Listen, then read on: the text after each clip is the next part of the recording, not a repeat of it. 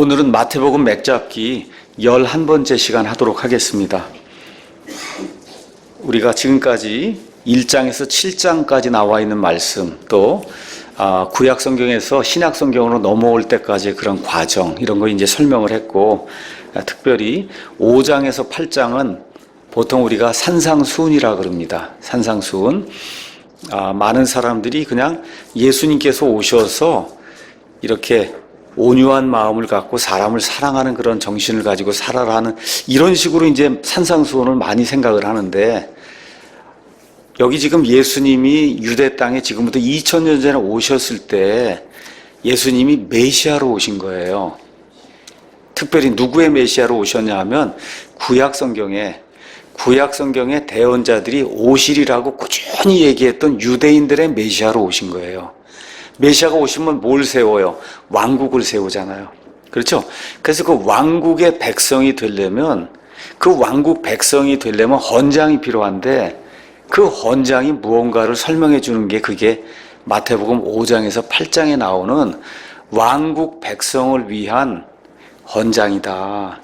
요거를 기억을 잘 하시고선 이 마태복음을 풀어나가야지, 그냥 뭐 온유하게 살고 뭐 이런 방식으로 예수님이 그걸 표현한 걸로 생각을 하시면은 그 다음부터 이제 이해가 안 됩니다. 자, 이제 마태복음 8장이 이제 시작이 되는데, 마태복음 8장에서는 1절에 이렇게 되어 있어요. 그분께서 산에서 내려오시니 큰 무리들이 그분을 따르니라.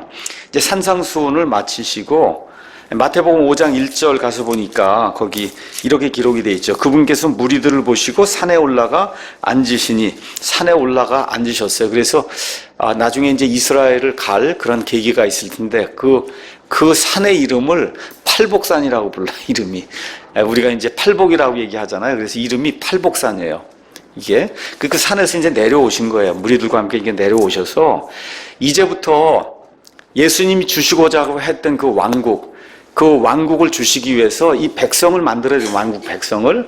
그걸 하시기 위해서 내가 메시아라고 하는 사실을 입증하는 그런 일이 이제부터 시작이 되는 거예요. 내가 구약 성경에 그렇게 예언이 됐던 이 메시아다.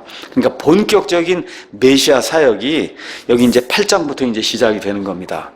그래서 이제 처음부터 나오는 게 뭐냐 하면 병자를 고쳐주는 거예요. 그래서 2절에서 4절 보니까 나병 환자를 고쳐주신 그런 내용이 나오는데, 먼저 나병 환자가 그분께 와서 그래서 경배했다. 월십이라고 하는 그런 단어가 쓰이는데, 이 월십은 하나님께만 주로 쓰는 거예요. 하나님이나 왕에게만 쓰이는 그와 같은 그 단어입니다. 그래서 이거를 절했다고 하면은 사실은 그 뜻을 제대로 표현한 게 아니에요. 예수님께 나와 예수님께 경배했다. 경배했다고 하는 얘기는 예수님이, 이 나병 환자가 보니까 예수님이 경배는 누구만 받을 수 있어요? 하나님만 받을 수 있는 거예요. 아니면 왕만 받을 수 있는 건데, 경배했다고 하는 그런 그 표현이 이미 사용이 될 때는 나병 환자가 병을 고치러 올 때 이분이 하나님이시든지 아니면 하나님이 보내시는 메시아라고 하는 왕이라는 그 사실을 인지하고 지금 나왔다는 거, 이걸 저와 여러분이 이제 기억을 좀 해야 됩니다. 자, 이렇게 되면서 예수님 사역의 거의 많은 부분이 병을 고치는 일입니다. 병을 고치는 거예요. 그래서 아까 점심 먹으면서도 이야기했는데, 많은 사람들이, 그리스도인들이 여기 마태복음 이런 걸 읽고 병 고치는 게 나오니까 예수님을 믿고 구원받으면 병을 고쳐야 되는가 보다, 이렇게 생각한 분이 이제 많단 말이에요. 왜 이렇게 하면 안 되는 거냐? 우리 이사야서 35장을 한번 가서 잠깐 보겠습니다. 이사야서 35장 말씀을 이해를 하고, 그리고 마태복음과 마가복음, 누가복음, 예수님의 그 공생의 사역을 좀 이해를 하셔야 됩니다. 마태복음 35장 가서 보면은 이제 예수님께서 이 땅에 오셔서 세울 메시아 왕국이 이렇게 표현이 되어 있어요. 메시아가 오게 되면 할 일이 1절, 2절에 광야와 적막한 곳이 그것들로 인해 기뻐하며 사막이 즐거워하고 장미같이 피며 무성하게 피어 기쁨과 노래로 즐거워하고 레바논의 영광과 갈멜과 샤론의 뛰어난 것을 얻으리라. 그들이 주의 영광과 우리 하나님의 뛰어나심, 주의 영광, 주님이 메시아가 이 땅에 오셔서 직접 이런 걸 다스린 걸 보니까 말 그대로 이 땅에 하나님이 오신 거예요. 그러니까 주님의 영광을 보는 그런 일. 그래서 많은 자연 환경이 변화하는 그런 일이 생긴다, 메시아가 오면. 자, 이러는 가운데 5절로 가서 보면 그때 이런 일이 생길 때 눈 먼 자의 눈이 열리고 귀 먹은 자의 귀가 열리며 그때 다리 저는 자는 사슴같이 뛰고 말 못하는 자의 혀는 노래하리니 이렇게 되면서 메시아 왕국이 이루어지게 되면 우리가 보통 고칠 수 없는 그런 병이다라고 하는 그런 병이 메시아 사역을 통해서 이렇게 고쳐지는 일이 생긴다는 거예요. 사람 죽었던 사람이 살아나는 그런 일, 이게 이미 예수님 오시기 전에 이사야 같으면 700년 전에 600년 700년 전에 예언이 된 거예요. 그러니까 사람들 생각 속에 메시아가 오면 일단 메시아는 뭐를 해야 돼요? 병을 고쳐야 되는 거예요. 유대인들의 메시아가 오면 병을 고쳐야 되는 거야. 병을 고치지 못한 건 메시아가 아닌 거예요. 그러니까 예수님 공생의 사역 3년 반 동안 사역에 많은 부분이 병을 고치는 일을 한 거예요. 병 고치는 일, 마귀를 내쫓는 일, 그 다음에 이제 오늘 가서 보면 바람을 꾸짖어서 폭풍우가 불지 못하도록 하는 일 등등을 이런 걸 통해서 내가 자연계까지도 다 이렇게 주관하는 창조자 하나님, 그 창조자 하나님 또 메시아라고 하는 그런 사실을 입증하는 그런 사역을 하신 거예요. 그러니까 그건 예수님만 하시는 거지 저와 여러분 뭘 하라는 게 아닙니다. 예, 그래서 이거를 이해를 하시고 복음서를 읽으셔야 돼요. 복음서를. 자, 그래서 이제 메시아 표적으로서 병 고치는 일이 많이 나오는데 그 당시에 가장 무서운 병 중에 하나가 뭐냐? 나병입니다. 그 나병이 지금의 우리가 보통 얘기한 한센병, 옛날에 우리가 문둥병이라고 얘기했는데 이런 병이냐 아니냐에 대해서는 서로 좀 의견이 다릅니다. 한 게 중요한 건 피부병이에요. 또 하나 중요한 건 사람이 도저히 고칠 수 없는 그런 병이었습니다. 그런 병. 또 민수기 12장 12절 여기 가서 보시면 모세의 누나 미리암이 나병이 걸리는 이러한 것이 있는데 많은 경우 보면은 다는 아니겠지만 나병이 죄하고 연관이 되어 있는 것을 우리가 이제 볼 수가 있어요. 그래서 구약 성경에 가서 나병이 낫는 거 가서 보시면은 하나님의 특별한 은혜를 통해서만 사람의 이거 힘이 아니라 하나님의 특별한 은혜를 통해서만 나병이 낫는 것을 저와 여러분이 발견할 수가 있습니다. 그래서 신약 성경에서 나병 환자를 고쳐준 일이 많이 나오는데 그 나병이 인간 영혼의 죄병하고 거의 비슷하다는 거. 그 죄는 뭐로만 고쳐요? 하나님의 은혜로만 고칠 수 있거든요. 이러한 것들이 이렇게 표현이 되고 있다. 자, 이렇게 이제 하면서 예수님이 고쳐달라고 얘기하는데 그 나병 환자가 2절 가서 보니까 그분께 경배하며 이르되 주여 이렇게 이야기하는 거예요. 이제 앞으로 복음서에서 예수님을 가리켜 누가 주라고 하는가 보세요. 주여라고 했을 때는 이미 그분이 하나님이시다. 아니면 그분이 하나님께서 보내신 메시아라고 하는 그 믿음이 있는 거예요. 그 믿음이 있는 상태로 왔을 때는 하나님이 고쳐주십니다. 아무나 고쳐준 게 아니에요. 이런 경우를 가서 보시면은, 이런 경우에는 주여 하고 이렇게 부르게 될 때, 여러분 나중에, 누가복음 23장 42절에도 그 십자가 옆에 달렸던 그 한 강도, 그 강도가 뭐라 그래요? 주여, 그렇게 얘기하잖아요. 주여. 그렇죠? 이렇게 이야기할 때는 나를 구원하실 수 있는 내 주인이라고 이렇게 고백을 하는 거거든요. 이러한 그 믿음의 고백이 있었다는 거, 이런 것들 좀 기억을 하면서 그렇게 나오니까 예수님이 손을 내밀어 그에게 댔다 그랬어요. 우리가 이제 레위기, 민수기 이런 데 이제 가셔서 제사장이 나병 환자 이렇게 정결하게 하는 그런 뭐라 그럴까, 의식을 행하는 걸 볼 수 있습니다. 하나님이 고쳐주신 다음에 그때 제사장이 손을 댈 수 있었어요. 그 손을 댈 때도 그냥 못 대고 피를 바르고서 그 피를 통해서만 손을 댈 수 있었어요. 근데 지금 예수님은 직접 지금 손을 대시는 거예요. 나병 환자에게. 그 당시에 사람들이 가장 무서워하고 두려워하던 그 나병 환자에게 그 나병에 손을 대시는 이런 모습. 이런 거 이제 보면서 병을 다스리는 분이다. 병을 다스리는 분. 그게 뭐냐? 이사야서 35장에 나와 있는 것처럼 메시아가 오면 어떤 병이라도 고쳐줄 수 있는 분이라고 하는 것을 예수님이 입증을 하신 거다. 자, 5절에서 이제 8절에는 또 뭘 고치시냐면 백부장의 종의 병을 고쳐주는데 가버나움의 백부장이라고 이야기했습니다. 백부장은 100명의 군사를 다스리는 이와 같은 대장을 이야기하는데 성경에 여러 명의 백부장이 나옵니다. 예수님 처형할 때 거기 로마의 백부장이 있었고 또 사도행전 10장에 고넬료가 백부장이었고 사도행전 22장에 가서 보시면 바울을 유대인들의 그 무리에게서 구출해내는 그런 백부장도 있고, 맨 마지막에 바울이 로마로 배를 타고 이제 이송이 될 때 거기에도 이제 백부장이 나와요. 그래서 백부장이 여러 명이 이제 나오게 됩니다. 자, 가서 보니까 이게 마비병이 나옵니다. 기존에는 이걸 중풍병이라고 얘기했는데 이게 중풍하고 마비병은 꼭 같지는 않습니다. 그래서 마비, 펄지라고 하는 이런 그 표현으로 돼 있는데 이게 꼭 마비병은 아니다. 근데 이거 역시 어떤 거냐? 사람이 고치기엔 대단히 힘든 병이에요. 이건 뭐 감기 이런 병이 아니에요.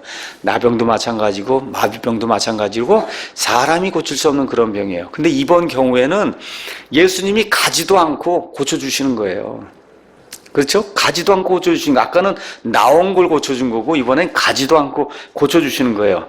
어떤 걸 보고 고쳐줬냐 하면 백부장의 믿음을 보고 고쳐주시는데 이 백부장이 뭐라고 얘기하냐 하면 거기 가서 보니까 내 지붕 아래 내 집으로 들어오신 걸 내가 감당할 자격이 없다 얘기하면서 백부장의 엄청난 그 믿음을 표현하는 내용이 나옵니다. 거기 가서 보니 뭐라고 돼 있어요? 나도 권위 아래 있는 사람이다. 그러니까 내가 백부장이면 내 위에 천부장이 있어요. 그 위에 만부장이 있고. 그렇죠? 그러면 천부장이 너 이거 하라 그러면 내가 가서 할 수밖에 없는 거예요. 권위 아래 놓여 있기 때문에. 그래서 내 아래에도 군사들이 있기 때문에 내가 저 사람을 이리 가라 그러면 이 사람이 권위 때문에 가고 저리 가라면 간다는 거예요. 그렇죠?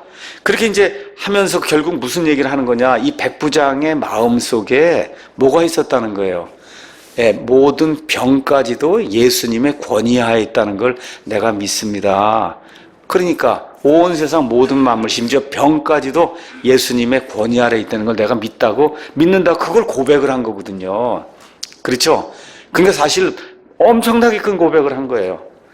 지금 식으로 얘기하면 한번 생각해 보세요. 지금 돌덩어리에서 사람이 나온다 그러고 하나님이 어디 있느냐. 이게 보통 사람들이 그렇게 생각을 하는 그런 시대 아닙니까? 근데 지금 뭐라고 얘기해요? 그 모든 거 병까지도 하나님의 손 안에 있는 거다. 이렇게 고백을 하니 보통 큰 믿음이 아니잖아요. 그래서 예수님께서 이스라엘에서는 그런 믿음을 본 적이 없다. 10절에 이스라엘에서 이렇게 큰 믿음은 내가 결코 본 적이 없다. 이제 그렇게 이야기를 합니다. 자, 여기 이제부터 이스라엘 이런 거 이제 나오면서 그 밑에 가니까 예수님이 동서로부터 많은 사람들이 와서 아브라함과 이삭과 야곱과 함께 하늘의 왕국에서 앉으려니 하니까 동쪽 서쪽 사방에서 이방인들이 함께 온다는 겁니다. 그래서 아브라함과 이삭과 야곱과 함께 하늘의 왕국에서 앉는다. 이게 무슨 얘기예요? 아브라함과 이삭과 야곱이 이미 죽어 있는데 왕국이 열리게 되면 이 사람들이 부활해서 지금 앉아 있는다는 거예요. 부활 얘기를 지금 하고 있는 거예요. 그와 함께 그런데 어떤 일이 또 생기냐? 진짜 왕국의 자손들이라고 불리는 이 이스라엘 사람들은 바깥 어둠 속으로 쫓겨날 것이고 거기서 슬피 울며 이를 갈미 있으리라 라고 하는 이상한 말씀을 예수님이 이제 해주시는 겁니다. 자, 먼저 이스라엘에서 보지 못했다고 할 때 이스라엘이 뭐냐? 말 그대로 이스라엘입니다. 우리가 아니에요. 영적인 이스라엘 얘기하는 게 전혀 아닙니다. 그냥 있는 그대로 이스라엘, 아브라함의 후손, 여기 나와 있는 아브라함과 이삭과 야곱의 후손, 이렇게 저와 여러분이 글자 그대로 이해를 하셔야 돼요. 이스라엘은 창세기 32장 28절에서 29절 가서 보시면 야복강에서 천사하고 야곱이 싸우다가 결국은 야곱이 이기는 그런 내용이 나오죠. 이렇게 될 때 이 야곱과 싸우던 그 천사가 내가 이제부터 이름을 야곱이라고 부르지 말고 이스라엘이라고 불러라. 하나님과 그렇죠? 이 통치자와 겨루어 싸워서 이긴 사람이다. 그래서 이름이 이스라엘이 된 거예요. 그게 지금 저 중동 땅에는 저 이스라엘입니다. 똑같은 이스라엘이에요. 이거를 놓치면 안 됩니다. 저 이스라엘은 아무것도 아니고 이스라엘은 이미 끝이 났다고 이렇게 하는데 속으면 안 되는 거예요. 그 아브라함의 씨 이스라엘이 1948년 5월에 저 팔레스타인 땅에 지금 돌아와 있어요. 자, 이렇게 되면 그러면 동서로부터 많은 사람들이 온다는 거예요. 그러니까 하늘의 왕국, 쉽게 얘기하면 지금식으로 하면 천년 왕국에는 이스라엘 백성뿐만 아니라 누구도 들어가요? 이방인들도 들어가요. 그 내용이 마태복음 25장에 나와 있는 거예요. 마태복음 25장에 예수님 재림하시게 되면 믿음을 가지고 그 7년 환란기를 통과한 이스라엘 백성과 믿음을 가지고 그 유대인들을 도와주며 그렇죠? 7년 환란기를 통과한 이방인들이 어디로? 천년왕국으로 들어가는 일이 생기게 되니까 천년왕국에는 믿음을 가진 유대인과 믿음을 가진 이방인들이 들어갑니다. 근데 잘 이해하셔야 돼요. 저와 여러분은 그 일이 생기기 약 7년 전쯤에 어떻게 돼요? 예수님의 교회로 휴거가 돼서 올라가 있는 겁니다. 예, 그 내용을 이제 기억을 하시고요. 자, 그러니까 왕국이, 천년왕국, 하늘의 왕국이 열리게 되면 유대인, 이방인 중에 믿음 있는 사람은 그 안에 이제 들어가는 거다. 자, 그러니까 여기 나와 동서로부터 사람이 모이다. 이거 교회에 사람이 모이는구나. 이렇게 생각하시면 안 돼. 지금 왕국을 이야기하는 거예요. 천년 왕국 시대. 교회 시대가 끝나고 이 땅에 이루어지게 될 천년 왕국 시대. 예수님을 그대로 받아들였으면은 그러면 유대인들에게 이루어지고 왕국, 그걸 지금 이야기하는 겁니다. 자, 교회는 왕국이 아니라는 걸 꼭 기억하셔야 됩니다. 교회는 왕국이 아니다. 아까 말씀드린 대로 아브라함과 이삭과 야곱, 이 이스라엘 백성 가운데 구원받은 사람은 다니엘서 12장, 또 누가복음 20장 27절 38절인데 가서 보시면 그러면 7년 환란기 맨 끝에 구약시대의 성도들이 부활합니다. 우리는 7년 환란기 시작이 되기 바로 전에 예수님 안에서 죽어있는 신약시대 교회 성도들 그때 부활하거나 그때 휴거하게 되고, 그 다음에 7년이 끝나서 천년왕국이 시작이 되기 바로 전에 구약시대의 성도들이 부활하게 돼요. 이렇게 돼서 다니엘도 부활하게 되고, 그래서 하나님이 다니엘서 맨 마지막 장 12장 맨 마지막 장에 내가 너를 위해 마련해 놓은 그와 같은 이 토지가 있다는 거예요. 거기에 내가 가서 선다. 우리 욥기 공부했잖아요.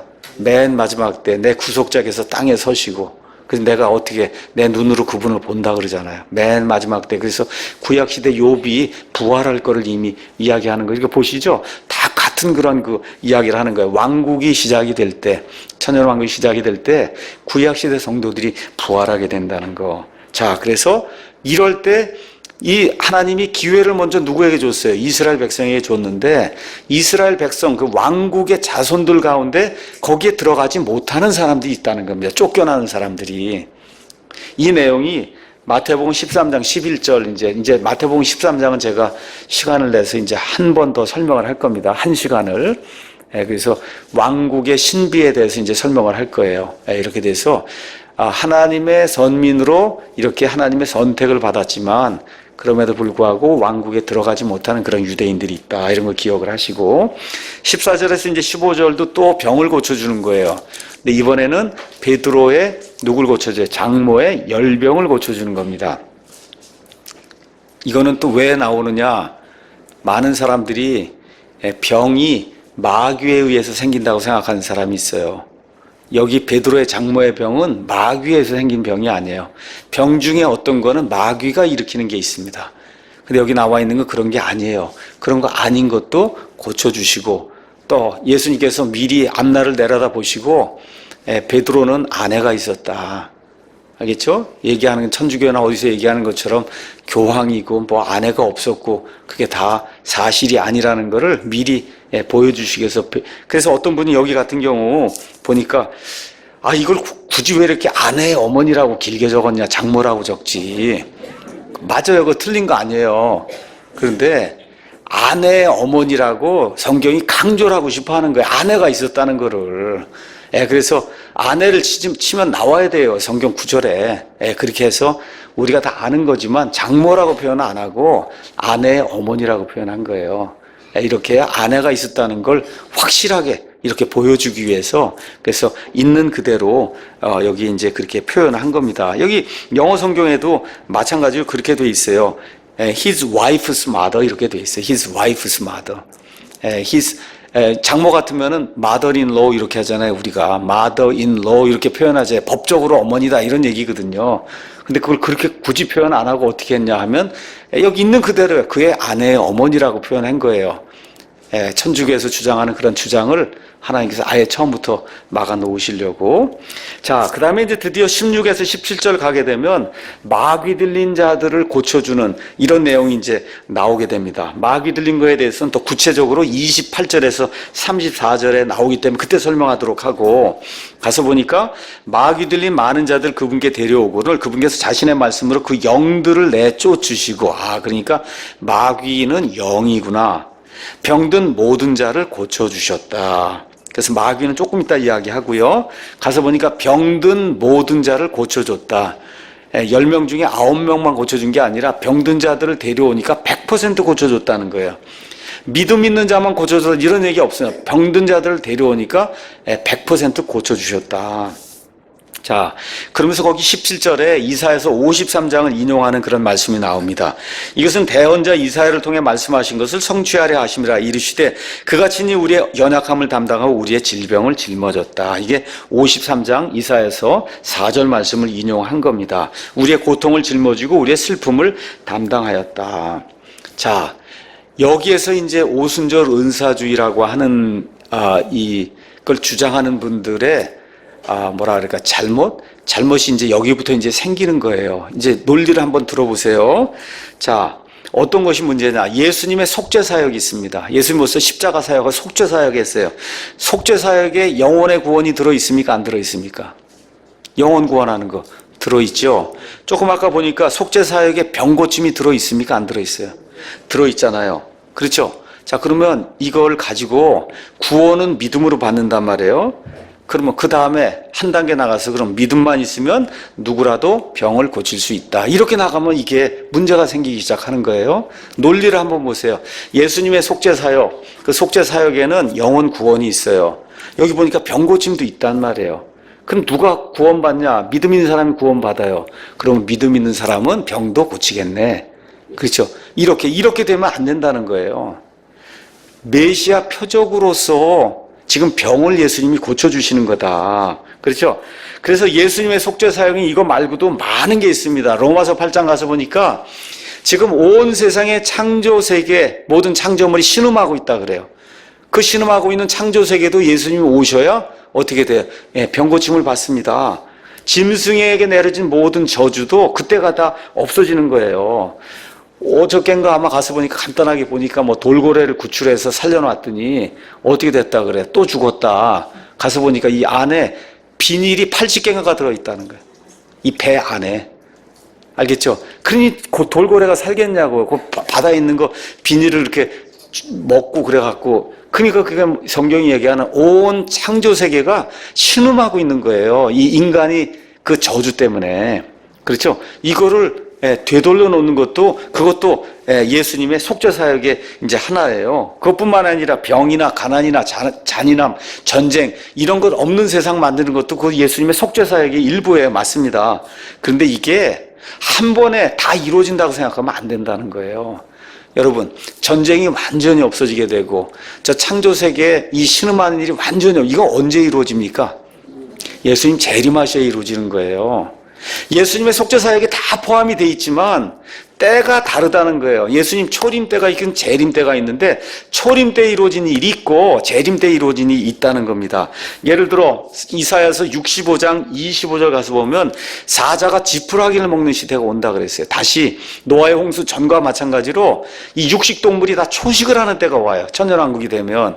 지금 그렇게 합니까? 지금 사자가 풀 먹고 사는 사자 본 적 있어요? 없잖아요. 이사야서 11장 한번 가서 보세요. 거기 가서 보시면은 하나님의 그 거룩한 산 전체, 온 세상 전체에 해하거나 상하는 일이 없는 때가 있어요. 그것도 예수님의 속죄 사역의 일부예요. 근데 지금 그 일이 이루어지지 않았잖아요. 이 모든 일은 예수님 재림하시고 천년왕국이 이루어져야 그 이루어지는 거거든요. 자, 그럼 제가 한번 여쭤보겠습니다. 하나님이 지금 이 시간에 병을 고치십니까? 안 고치십니까? 병을 고치시죠. 병을 고쳐주세요. 근데 그거를 어떤 특정한 사람에게만 가야 고친다고 하고 이렇게 되면 안 된다는 거예요.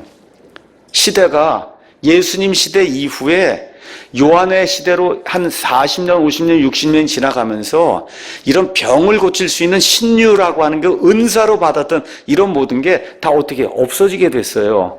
없어지게 되면서 예수님께서 우리에게 확신의 말씀을 주셨어요. 그게 무슨 말씀이냐? 요한 1서 한번 보겠습니다. 요한 1서 5장에 가서 보니까 14절에 그분 안에서 우리가 가진 확신은 이것이니 담대함이 아닙니다. 확신. 그래서 뭐냐? 우리가 그분의 뜻대로 무엇이든 구하면 그분께서 우리 말을 들으신다는 것이다. 우리가 무엇을 구하든지 그분께서 우리 말을 들으시는 줄 우리가 알진대 우리가 그분께 구하여 청원한 것들을 얻는 줄 우리가 아느니라. 자, 이렇게 이제 돼 있으니까 저와 여러분이 해야 될 일은 하나님께 어떻게 맡기고 기도하는 거예요. 찾아가는 거 아닙니다, 여러분. 병 고친다는 사람 찾아가는 게 아니라 이런 모든 게 중지가 된 겁니다. 이게 이 요한계시록 성경 말씀이 주어진 이후에는. 자, 그래서 지금 이 시간에 하나님이 병을 고치는 방법은 어떻게 해요? 약을 쓰든지, 그렇죠? 약을 쓰는 게 가장 좋은 겁니다. 약을 쓰는 거. 그 다음 어떤 경우 쓰지 않고도 자연이 낫는 그런 것들도 있고, 또 어떤 게 그대로 아프게 두기도 하시고, 그래서 결국은 죽게도 하시고. 여러분, 하나도 안 죽으면 어떻게 되겠어요? 다 살려달라고 그랬는데 하나님이 다 살려놓으면 지금 어떻게 되겠어요? 여러분, 그 복지 예산을 다 어떻게 지금 1000살, 2000살 되고 그런 사람 그 복지 예산을 어떻게 다 감당할 거예요? 그렇죠? 그러니까 한번 이렇게 정상적으로 한번 생각을 해봐라. 이게 어떤 사람에 가서 기도하면 그냥 암이다 낫고 하는 거, 그런 일이 생기지 않는 겁니다, 지금. 그렇게 하겠다고 하고 하면 거짓말 하는 거예요. 자, 18절에서 이제 22절에는, 이 예수님을 따르면서 왕국의 이 군사가 된다는 거. 물론 지금 우리 교회 시대에도 적용할 수 있는 말입니다. 십자가를 지고 따르는 게 그 쉬운 일이 아니다. 서기관이 와서 예수님을 따르겠다고, 예수님 하시는 그 기적을 보고 하니까 자기도 거기 일원이 되고 싶은 거예요. 그 얘기했더니 예수님이 나를 따르는 게 그렇게 쉬운 일이 아니다. 그렇게 얘기하면서 참 귀한 말씀을 예수님이 이제 해주십니다. 뭐라고 얘기하냐면, 여우도 굴이 있고 공중의 새도 보금자리가 있을 때 사람의 아들은 머리 둘 곳이 없다. 제가 가끔씩 이런 생각을 합니다. 우리 교회 홈페이지에도 아마 올라 있을 거예요. 목회의 목적이란 글이 있어요. 어떤 목사님이 지은 글이에요. 그러니까 이 글을 볼 때마다, 이 말씀을 들을 때마다 자기에게 찔림이 온다. 예수님이 여우도 굴이 있고 공중에 새도 보금자리가 있는데 사람의 아들은 머리 둘 곳이 없다. 그랬는데 지금 내가 살고 있는 이 세상에서 자동차를 가지고 큰 아파트를 가지고 뭐 이거 호의호식하면서 사는 이 목사의 삶을 이렇게 볼 때 마음에 찔릴 때가 많이 있다. 거기 목회의 목적을 점검한다. 거기 그 글이 있어요. 그러니까 예수님을 따르는 게 그렇게 쉬운 일은 아니라는 거. 예수님이 여우도 굴이 있고 공중의 새도 보금자리가 있는데 우리가 어려움 당할 때마다 한번 생각을 해보세요. 사람의 아들은 머리 둘 곳이 없다. 예수님이 그렇게 했으니 목사나 교회가 엄청난 규모의 무슨 이 부귀영화를 누린다. 이건 예수님 따르는 거 아니에요. 맞습니까, 여러분? 그거 예수님 따르는 거 아니에요. 잘못된 예수님 따르는 거예요. 성경의 예수님 그런 예수님 아니에요. 그러니까 그런 가서 그냥 무조건 가난하게 찍으러 이렇게 이런 얘기하는 게 전혀 아니라 이게 어느 정도 좀 균형을 이루어야 된다는 거예요. 예수님 믿는 게 부자 되는 거 아니라는 겁니다. 여기 지금 얘기하는 포인트가. 그래서 우리 교회가 혹시 더 커지고 뭐가 하는 그런 일이 있어도 절대 교회 안에 무슨 사치 뭐 부귀영화를 목사가 누린다는 거, 이런 일은 그거는 never, 우리 교회에서 있으면 안 되는 거예요. 그건 예수님하고 전혀 상관없는 겁니다. 이게. 자, 이거 이제 기억을 하시고, 그 다음에 23절에서 이제 23절, 7절 가서 보니까 이번에는 풍랑을 멈추는 자연계의 기적을 일으키는 거예요. 이렇게 하니까 사람들이 이분이 도대체 어떤 분이시기에 바람에게도 명령을 하고 그러니까 바람이 순종하냐. 뭐예요? 메시아란 말이에요. 메시아, 하나님이 보내신 자. 또 어느 면에서 참 하나님, 참 사람이시니까 이거를 계속해서 입증을 해서 보이려고 하는 거예요. 근데 이상하게 뭐 병 고쳐준다고 이런 일을 하면서 풍랑 멈추게 하는 그런 건 안 하더라고, 되게. 그렇죠. 이런 건 안 해요. 또 이상하게 해. 예수님이 가서 또 무슨 독을 마시든지 그 괜찮다는 독은 안 마시더라고. 이상하게 뭐 하는 거 그런 것만 본인이 할 수 있다고 그렇게 이야기를 해요. 그래서 다음에 누가 본인이 할 수 있다 그러면 독도 좀 이렇게 주시고 이것도 한번 먹어봐라, 이렇게. 이게 과연 가능한가.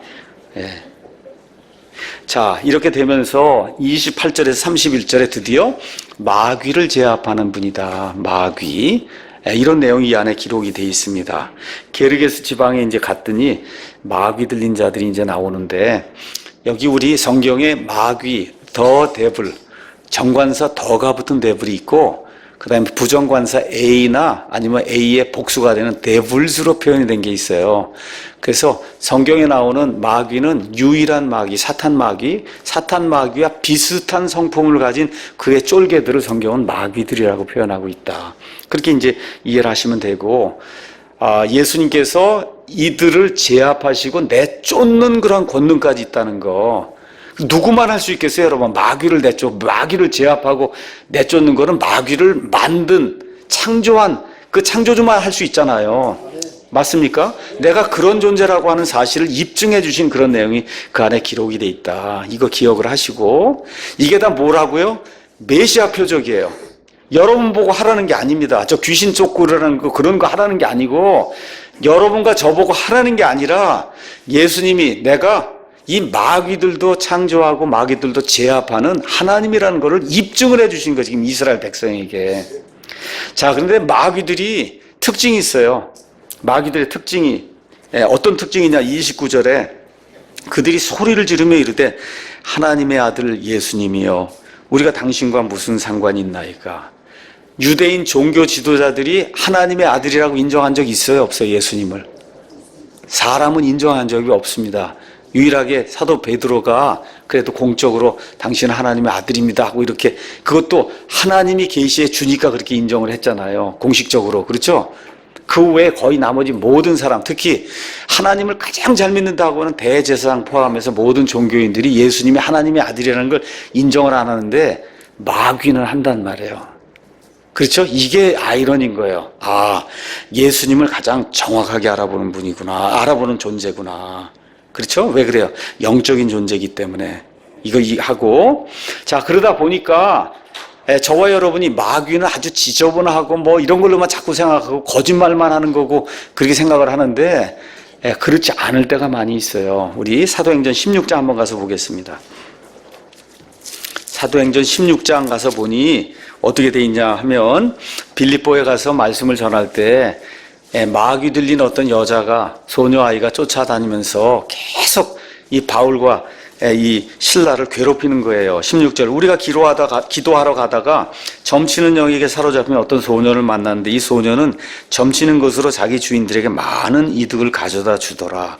바로 그 소녀가 바울과 우리를 따라오며 소리질러 이르되 이 사람들은 지극히 높으신 하나님의 종들로서 우리에게 구원의 길을 보여주는 사람들이라. 맞습니까? 틀립니까? 100% 맞는 얘기죠? 100% 맞죠? 근데 어떻게 했어요? 바울이 영의 스트레스를 받은 거예요. 그럼 어떻게 내쫓잖아요.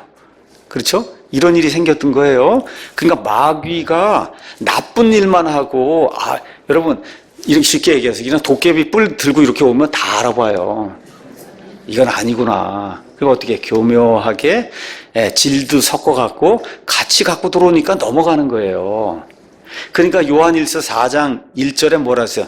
모든 영을 다 믿지 말라 그러는 거예요. 모든 영을 다 믿지 말라. 특히 여기 데살로니가 후서 가서 보시면 이렇게 기록이 되어 있습니다. 이제 마지막 말세 때 이제 이야기가 데살로니가 후서에 보면 이렇게 이제 표현이 되어 있어요. 2장에 가서 보시면 적그리스도가 나타나는데 적그리스도가 엄청난 기적들을 행합니다. 적그리스도가. 가서 보니까 2장 9절에 그가 오는 것은, 적그리스도가 오는 것은 사탄의 활동을 따라 모든 권능과 표적들과 거짓 이적들과 불의의 모든 속임수와 함께 멸망하는 자들에게 오는 것이니 이는 그들이 진리의 사랑을 받아들이지 아니하여 구원을 받지 못하였다. 구원받지 못하는 자들에게 이적과 표적을 보이면서 좋은 걸 해주겠다고 이런 모습으로 나타난다는 거. 그렇게 되면 저와 여러분이 말씀 안에 딱 굳게 서서 저 말하는 게 진짜인가 가짜인가를 잘 판단하는 그런 그리스도인이 돼야 돼요. 그러니까 예수님의 영이 이렇게 들어오면은, 그러면 머리가 맑은 사람이 돼야 돼요. 머리가 맑아야 돼요. 머리가. 그게 무슨 얘기 이렇게 들리면 그것이 맞는가 그런가를 잘 판단하는 그런 사람이 돼야 돼요. 그게 하나님을 기쁘게 하는 그런 사람입니다. 자, 그래서 이제 마귀들 특징이 나오고, 그 다음에 마귀들이 또 어떤 특징이 있냐 하면, 여기 가서 보니까 주로 어떤 돼지든 아니면 사람이든 어디에 몸을 차지해서 들어가려고 하는 그런 특징을 가지고 있다. 그게 마귀의 특징이에요, 이게.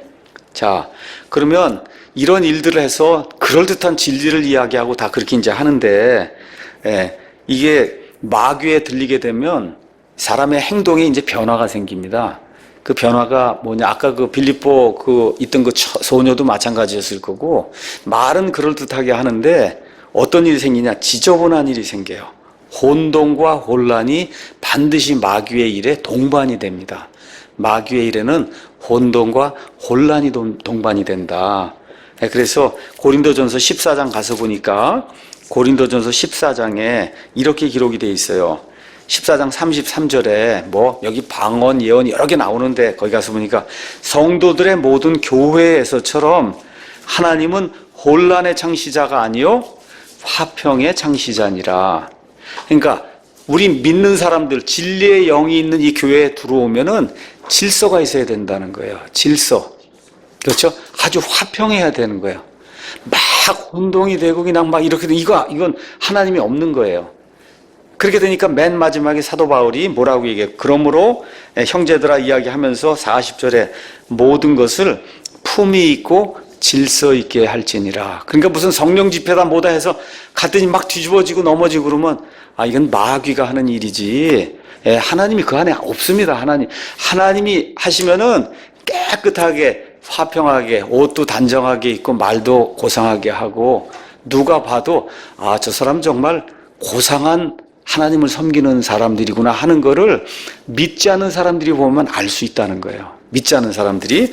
그래서 그 고린도전서 똑같은 그 말씀 안에 이렇게 이제 기록을 하고 있는 겁니다. 14장에 가서 보면 23절에 그러므로 온 교회가 다 같이 한 곳에 모여 모두 타 언어들로 살라살라살라 이렇게 얘기하면 배우지 못한 자들이나 믿지 않는 자들이 들어와서 너희가 미쳤다고 하지 아니하겠냐. 여러분 한번 하는 거 보세요. 미쳤다 그러지 않겠어요? 믿지 않는 사람들이 와서 저 사람들 왜 저래? 그렇죠? 그게 하나님을 모독하는 거예요. 하나님 모독하는 거. 그러니까 이것이 마귀의 일이냐 아니냐는 여러분이 어떻게 하시면 돼요? 그 안에 혼동이 있냐 혼란이 있냐 아니면 깨끗하고 질서 있게 단정하게 고상하게 이루어지면 그건 하나님의 일이고, 하나님의 일이 아닌 것은 혼돈과 혼란과 뒤집어지고 마룻바닥에서 이렇게 이런 일이 생기는, 시체처럼 다 누워있잖아요. 이렇게 이런 일들 하는 데는 그 하나님이 없는 겁니다. 아주 100% 하나님이 없는 거예요. 이런 것들 저와 여러분이 기억을 하시면 됩니다. 그래서 예수님께 마귀 들린 사람들이 하여튼 예수님께 돌아오면 일단 하는 게 뭐예요? 옷을 똑바로 입어요. 옷을 똑바로 입어요. 정신을 똑바로 차리고 단정하게 옷 입고 그러고 예수님 앞에 무릎을 꿇고 주님 그렇게 하는 일이 나타나는 거예요. 그러니까 옷도 단정하게 입어야 돼요. 우리 그리스도인들이. 그게 하나님을 기쁘게 하는 거예요. 그러니까 어떻게 주변 사람들이 놀라잖아요. 아니 예수님 만나기 전에 요새 얘기하는 개차반이었는데, 그렇죠? 예수님에게 딱 만난 순간에 옷을 달래서 옷을 입고는 정신을 똑바로 차리고 주여 이렇게 얘기하는 걸 보니까 옆에 있는 다른 사람들이 깜짝 놀랐다는 거예요. 저 사람이 저렇게 어떻게 된 걸까? 예수님 믿는 거에 그게 파워 아닙니까, 여러분? 그게 파워예요. 이런 일이 생기게 된다. 자, 이렇게 되면서 8장에 메시아 표적으로서 나병, 마비병, 열병, 각종 모든 병, 그 다음에 풍랑을 제압하는 거, 마귀 들린 자, 이런 모든 일이 그냥 쭉 이렇게 기록이 돼 있는 거예요. 뭐라고 해 이게? 메시아 표적이에요. 메시아 표적, 메시아로서의 표적, 그걸 보여야만 이스라엘 백성이 메시아로 인정하기 때문에. 자, 마태복음 9장에 들어가서 보니까 이번엔 또 마비병 환자를 이번에 고쳐주는데, 이 마비병 환자 이 경우에는 죄가 있는 그런 경우인 것 같아요. 죄. 그래서 어디로 가셨냐? 자기의 도시에 이르셨다. 자기의 도시는 가버나움이에요. 그러니까 예수님이 태어나신 건 베들레헴이고, 그렇죠. 자라나신 곳은 어디예요? 나사렛이고, 나중에 공생의 활동을 할 때 본거지로 삼았던 데는 가버나움이에요. 가버나움. 여기 이제 들어가셨어요. 근데 가서 보니까 마비병 환자가 나오는데, 마비병 환자에게 이르시되 아들아 기운을 내고 내 죄들을 용서받을지어다 하니까, 여기 지금 마비병은 분명하게 죄하고 상관이 있구나. 다시 말씀드립니다. 모든 병이 죄나 병 때문에 생기는 거 아니에요. 죄나 이 마귀 때문에 생기는 거. 그런데 여기는 지금 분명히 그렇게 해서 하나님이 무언가를 지금 보여주시려고 하는 거예요. 자, 십자가 사건 전에도 병을 고쳐주는 그런 일이 있었습니다. 하나님께서. 근데 대개 이 말씀의 선포와 함께 회개가 이루어질 때 이제 병 고침에 이와 같은 일들이 이제 일어나게 됩니다. 자, 그래서 예수님이 내 죄들을 용서받을 자다 얘기하니까 이 사람들이 뭐라 그래? 이 사람이 신성모독하는도다. 그래서 왜 그래요? 병은 누구만 고치는 건 줄 알고 있었어요. 하나님만 고치는 줄 알고 있는데 죄를 지금 용서받으라고 그렇게 이야기하니까 그렇죠. 그러니까 예수님이 5절에 내 죄들을 용서받을지어다 하고 말하는 것과 일어나 걸어가라 하고 말하는 것 중에 어느 것이 더 쉬우냐? 어떤 게 더 쉬워요, 여러분? 둘 다 쉽지 않습니다. 둘 다 쉽지 않아요. 둘 다 누구만 할 수 있는 거예요. 그래, 하나님만 할 수 있는 거예요. 그러니까 지금 예수님이 이거 다 둘 다를 누가 할 수 있는 건지 한번 보라는 거예요. 누가, 하나님만 할 수 있는 거예요. 그런데 죄들 용서받으라고 얘기하시더니 갑자기 예수님이 어떻게 일어나 걸어가라고 얘기하니까 병도 고쳐주고 그걸 보니까 죄도 고칠 수 있는 분이구나. 그렇죠. 이걸 어떻게 입증을 해주신 거예요. 입증을. 그러니까 예수님이 이렇게 하시는 게 상당히 그냥 그 자리에서 뭐 병 나서 가라 이렇게 얘기하면은 그럼 심심하잖아 이게. 근데 그게 아니라 예수님이 내가 죄도 고칠 수 있는 분이라고 사람이라는 이거를 보여주려고 하니까 그 두 가지를 다 얘기해 놓고 그런 다음에 사람이 도저히 고칠 수 없는 마비병을 다 고쳐놓으니까 예수님이 얘기하지 않았는지 봤지? 내가 병도 고치고 죄도 고치는 사람이야. 이렇게 얘기가 되면 이 사람들이 어떻게 무릎을 꿇고 그렇죠? 아이고 이렇게 해야 되는데 결과가 어때요? 안 그래요. 그렇지 않습니다. 그렇죠? 이 사람들이 이런 걸 보고도 예수님을 메시아로 이제 받아들이지 않습니다. 자, 이런 것도 이제 보면서 예수님이 하나님이시기 때문에 병도 고치고 죄도 고친다. 이런 것도 이제 한번 보면 좋겠습니다. 자, 9절에서는 이제 마태를 부르는 내용이 나옵니다. 이 마태가 마태복음을 기록한 사람이에요. 이름이 레위로 이제 그렇게 기록이 되어 있습니다. 자, 그 다음에 10절에서 13절은 저와 여러분이 왕국의 백성이 아니라 해도 저와 여러분이 특히 믿음 생활하면서 가정 생활하면서 교회 생활하면서 늘 마음에 가져야 될 그와 같은 말씀이에요. 자, 가서 보니까 어떤 일이 생겼냐. 집에서 음식 앞에, 여기 집은 아마 마태의 집일 거예요. 세리들과 죄인들이 다 들어왔단 말입니다. 그랬더니 바리새인들이 화를 내는 거예요. 어쩌면 너희 선생은 세리들과 죄인들과 함께 먹느냐. 그게 무슨 얘기냐. 우리는 세리나 죄인 같은 이런 사람이 아니라는 거죠. 그 얘기를 이제 하는 거예요. 우리는 부류가 다른 사람이다. 이제 그렇게 얘기를 하는 거예요. 그랬더니 예수님께서 그것을 들으시고 그들에게 이르시되 온전한 자들에게는 의사가 필요 없으나 병든 자들에게는 필요하니라. 오직 너희는 가서 내가 긍휼을 원하고 희생물을 원치 아니하노라 하신 말씀이 무슨 뜻인지 배워라. 나는 의로운 자들을 부르러 오지 아니하고 죄인들을 불러 회개하게 하려고 왔노라. 예수님 말씀하시는데 말 그대로 이 모든 병자를 고치고 마귀를 내쫓으고 하는 그 모든 거에 이 핵심이 뭐냐 하면 죄인들을 불러서 회개하게 하려고 내가 이 모든 일을 한다는 거예요. 죄인들을 불러서 회개하려고 한다. 요걸 저와 여러분 꼭 기억을 하셔야 됩니다. 그러니까 바리새인, 서기관, 율법 박사, 뭐 제사장 등 예수님을 극도로 미워하던 종교 지도자들이 있어요.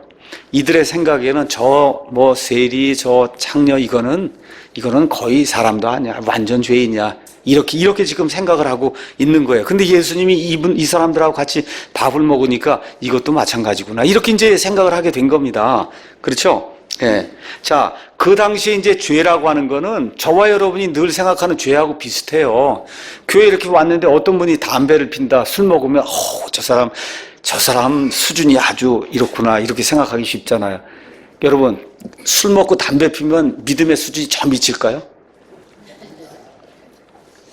마음속에 음욕이 이만하게 큰 게 있는데 어떤 것 같아요, 여러분? 이게 훨씬 큰 거죠. 이게 마음속에 음욕을 품고 이렇게 하는 게 이게 이만한 거고 담배 술 먹은 거 요만한 거예요, 요만한 거. 맞죠? 종교인들이 그렇게 생각을 한다는 거예요. 나는 나쁜 사람이 아니다. 그렇죠? 저거 아주 형편없다. 저거 형편없다는 게 음행을 일삼는 자, 주정뱅이, 간음하는 자, 마약하는 자, 도둑, 유괴범, 또 가서 보니까 아내를 때리는 사람, 예.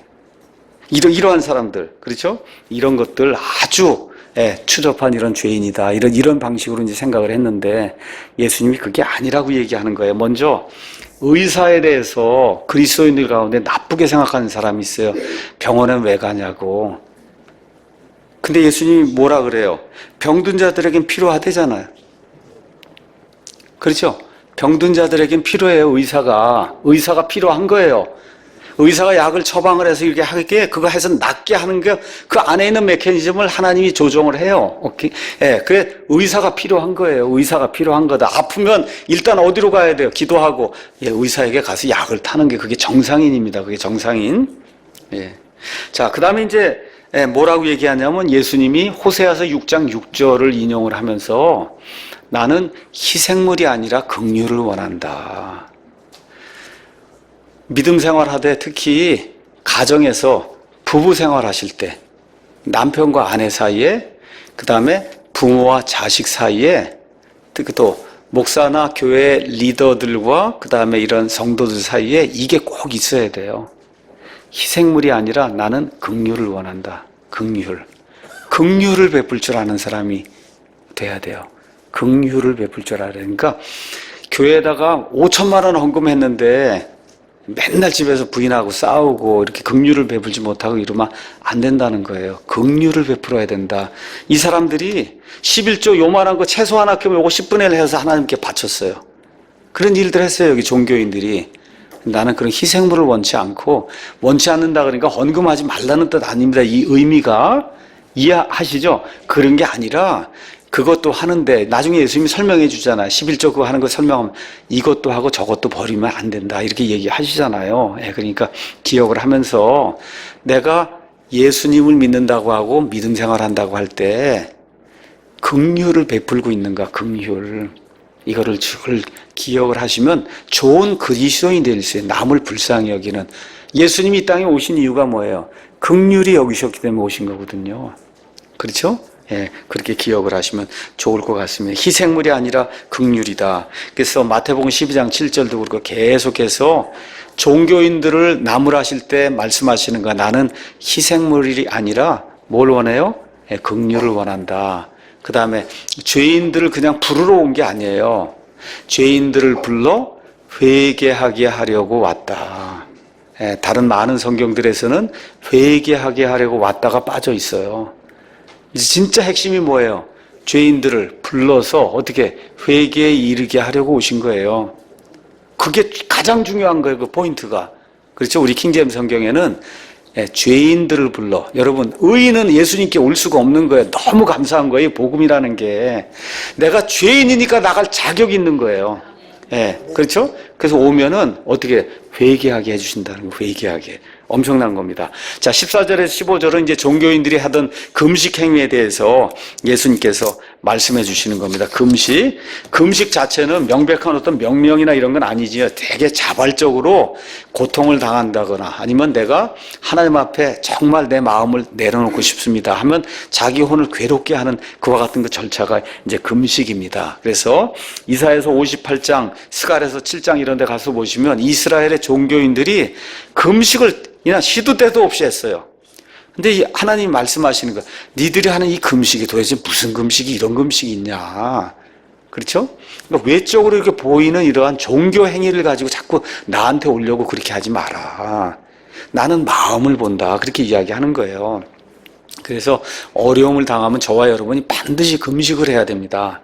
성경에 많은 사람이 다윗, 다니엘, 심지어 아합, 모세, 엘리야, 에스라 등등 많은 사람이 어려운 일을 당해서 하나님과 내가 좀 교통을 하며 하나님의 은혜를 체험해야 되겠다 할 때 금식을 했습니다. 그러니까 금식 자체가 나쁜 건 아니에요. 근데 바리새인들은 일주일에 2번 금식하고 그리고 어떻게 해요? 나팔을 불었단 말이에요. 나는 금식한다고. 그렇죠? 이러한 의미의 금식이라면 안 하는 것이 바람직하다는 거죠. 그렇죠? 자, 이런 것들 기억하면서 이 종교인들이 행하고 하는 그런 일이 정말 그게 자기들의 어느 하나의 행위에 지나지 않는 건지 정말 하나님을 기쁘게 하는 거 이거 한번 생각을 해보라고 말씀해 주시면서 16에서 이제 17절에 새로운 시대가 도래했다는 것을 꼭 기억해야 된다. 새로운 시대. 거기 가서 보면 아무도 새 옷감 조각을 낡은 옷에 붙이지 아니하나니 이는 그것을 메우려고 붙인 것이 그 옷을 당겨 그 찢어짐이 더 심하게 되기 때문이다. 여러분 한번 낡은 옷에도 새 거 붙여보세요. 어떻게 돼? 이거 잡아당기니까 어떻게 돼요? 이 낡은 옷이 더 찢어진단 말이에요. 참 예수님이 얼마나 지혜롭게 말씀하시는지 알 수가 없어요. 너무 지혜롭게 말씀하시는 것 같아. 그렇죠? 사람들이 새 포도즙을 낡은 부대에 넣지도 아니하나니 그렇게 되면 부대가 터져 포도즙이 흘러나온다. 자, 이거 왜 또 포도즙이라 그랬냐? 포도주라고 안 그러고. 여러분, 이 낡은 부대는 또 부대라 그러니까 도대체 무슨 천조라가 이런 게 무슨 부대에다가 포도주나 포도즙을 어떻게 넣냐? 그게 아니라 가죽 부대를 이야기하는 거예요. 가죽. 옛날에 짐승 뭐 양이나 이런 걸 잡잖아요. 이렇게 하면 이거 다 잘라내고서 여기 꽁꽁 동여매고 이렇게 동여맨 다음에 이 위에다가 뭐 이렇게 물을 집어넣고 이렇게 부대로 써도 그게 가죽 부대예요. 자, 한번 보세요. 여러분, 가죽 부대에 이미 발효가 다 끝난 포도주를 그 안에 집어넣으면 터질까 안 터질까요? 터져요 안 터져요? 이미 발효가 다 끝났으면 더 이상 발효가 될 게 없으면 기포가 안 나오잖아요. 더 이상. 그러니까 터져요 안 터져요? 안 터지죠. 근데 새 포도즙을 넣으면 그러면 어떻게 이거 들고 다니고 하면 해가 쨍쨍 내려지고 그러면 어떻게 그 안에서 부글부글부글하고 이게 끓어오르면서 어떻게 돼? 다 얼거맹이 그냥 뻥하고 터져 나간단 말이에요. 그러니까 포도즙이 돼야 맞는 거죠. 그래서 포도즙.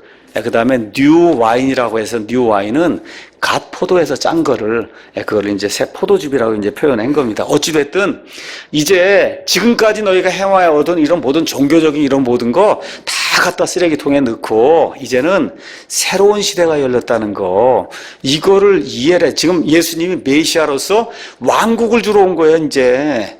그렇죠? 그러니까 구시대 이런 모든 것들을 다 이제 폐기 처분을 해야 된다고 예수님이 말씀해 주시는데 이해할까요? 이해하지 못할까요? 이해하지 못해요. 이해하지 못합니다. 심지어 예수님의 제자들도 이해하지 못했는데 뭐 나머지 사람들이 어떻게 이해하겠습니까? 이 정도 이제 상황이 이제 발생하게 된 거거든요. 자, 이것이 왕국의 시대가 열렸다는 것도 기억을 하시고 결국은 왕국을 받아들이지 않으니까 왕국이 연기가 되면서 어떻게 돼요? 교회 시대가 열리게 되잖아요. 그래서 이거를 교회 시대로 우리가 적용을 하면 구약이 폐지가 되고 이제 신약 시대가 열렸다는 거예요. 우리가 신학교회를 한다고 얘기하잖아요. 신학교회 가장 큰 특징이 뭐예요? 제사장이 없는 거예요, 여러분. 제사장. 하나님과 사람 사이에 구약에는 제사장이 서 있었어요. 여기 가서 얘기하면 이 사람이 알았다 그러고 들고 가서 저 사람이 저럽니다 하고 하나님께 중간에서 얘기하는 그 중간자가 있었단 말이에요. 예수님이 오셔서 이걸 치워버린 거예요. 이걸 치워버렸어. 그러니까 어떻게 돼요? 저와 여러분이 하나님께 직통 나가는 시대가 열린 거예요. 직통 나가는 시대. 그러니까 새 시대가 지금 열려서 우리가 신약교회를 한다고 할 때는 중간에 제사장이 없는 시대, 이 교회를 하는 거다. 이걸 꼭 기억하시고 제사장이 없으니까 여기가 뭐예요? 그냥 예배당이나 강당이지 성전이 아니란 말입니다. 여기가 제단이 아닙니다. 여기 뭐예요? 강단이에요. 강단. 제단이 아니고. 이러한 시대가 열렸는데 아직도 구약시대를 하려고 하면 안 되잖아요. 구약시대 교회를 하려고 하면. 얼마 전에 한 목사님이, 미국에 계시는 목사님이 이메일 쓴 거 제가 교회에 올려놨죠. 오랫동안 교회를 했는데 지금 암에 걸리시고 뭐 이렇게 돼서 지금 투병하는 가운데 이 목회한 걸 이렇게 돌이켜 보면서 우리 교회 이렇게 목회하는 걸 이렇게 보고 나니 너무 후회가 된다. 그래서 그분이 뭐라고 썼어요? 내가 지금까지 구약교회를 했구나. 구약식 교회를 했다는 건 모르니까 제사장 노릇을 하고 여기가 성전이라 그러고 제단이라 그러고 하여튼 그와 같은 그런 교회를 했다는 거예요. 예수님께서 새 상속 언약, 이 신약 시대를 이렇게 여시면서 어떻게 구약의 모든 것 철폐하셨어요. 끝난 겁니다. 다 끝난 거예요. 그렇죠? 실체가 이제 이루어져서 그래서 이제 저와 여러분이 예수님께 직접 나아가는 뭐가 됐어요? 제사장이 된 거예요. 맞습니까, 여러분?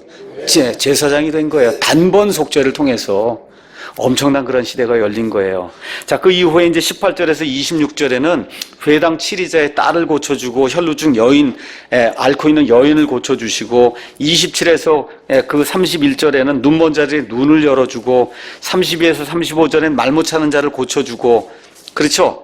이렇게 이제 하면서 계속해서 나오는 게 뭐예요? 이사에서 35장에 나와 있는 것처럼 눈먼 자의 눈을 열어주고 다리 저는 이렇게 하면서 메시아로 내가 왔다는 것을 입증하는 그런 내용이 그 안에 이제 기록이 돼 있어요. 그런데 이제 보니까 34절에 누가 나타나냐? 바리새인들이 나타나는 거야. 종교인들이 나타나서 어떻게 해요? 저항을 하는 거죠. 어떻게 저항을 해요? 저 마귀들의 통치자 바알세붑을 통해서 이 일을 한다고 하고 예수님을 신성모독하는 그런 일이 이제 생기게 되는 거예요. 근데 예수님은 아랑곳하지 않고 보세요. 35절. 예수님께서 모든 도시와 마을을 두루 다니사 그들의 회당들에서 가르치시고 왕국의 복음을 선포하시며 백성 가운데서 모든 질환과 모든 질병을 고쳐주시니라. 이해하시죠? 왕국의 복음 선포할 때는 뭐가 나타나야 돼요? 모든 질환과 질병을 고쳐주는 일이 동반이 되는 거예요. 이런 일이 이제 되면서 메시아라는 게 입증이 되는 거다. 자, 이러면서 이제 36절, 37절, 38절에 이제 결론을 말씀을 드리면 말씀 이렇게 전달하려고 하는데 종교 지도자들이 막는 거예요. 가지 못하게 하고 이렇게 열심히 막는 거예요. 그러니까 예수님이 가서 보니까 무리들을 보시니까 불쌍히 여기는 마음을 가졌다. 우리 김남준 목사님 그 표현에 따르면 이게 창자가 찢어지는 아픔을 느꼈다는 거예요. 창자가 찢어지는 아픔을. 왜 그러냐? 목자 없는 양같이 지치고 널리 흩어졌기 때문이다. 그러니까 우리 교회, 저를 포함해서 우리 교회 모든 성도들이 세상을 향해서, 세상이 믿지 않는 그런 사람들 향해서 목자 없는 양같이 저들이 돼 있구나 생각을 하고 이 창자가 찢어지는 듯한 그런 아픔을 가져야 그래야 좋은 그리스도인이라는 거예요. 여러분 이해하시겠죠? 예, 그걸 위해서 세상을 계몽하기도 하고 세상에 복음을 전하기도 하고 그렇죠? 자선을 베풀기도 하고 이런 일들을 해야 된다. 예수님의 그런 심정을 가지고 그러면서 어떻게 하라고 그래요? 기도해라. 그렇죠? 예, 수확밭의 주인에게 기도해서 그분께서 수확밭에 일을 할 사람들을 보내달라고 그렇게 기도를 해라. 여러분 여기 수확이라고 얘기를 했습니다. 추수가 아니고 추수가 아니에요. 왜 그러냐? 우리나라는 봄에 뿌려서 가을에 거둬요. 그래서 추수예요. 이스라엘 사람들은 가을에 뿌려서 봄에 거둬요. 그러니까 여기 하면 춘수라고 해야 돼요. 춘수하시는 주님께 이래야 된다고.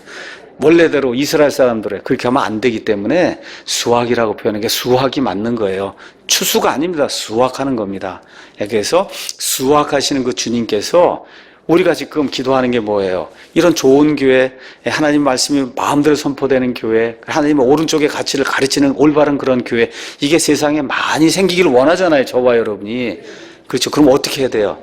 그 수확밭에 수확을 이루어 주시는 그 주인께서 자기 밭에 일할 수 있는 사람들을 보내달라고 저와 여러분이 기도하는 거예요.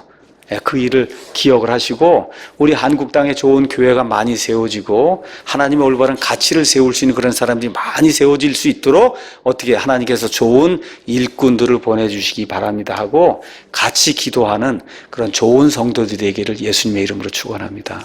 네, 여기까지 하고 마치겠습니다.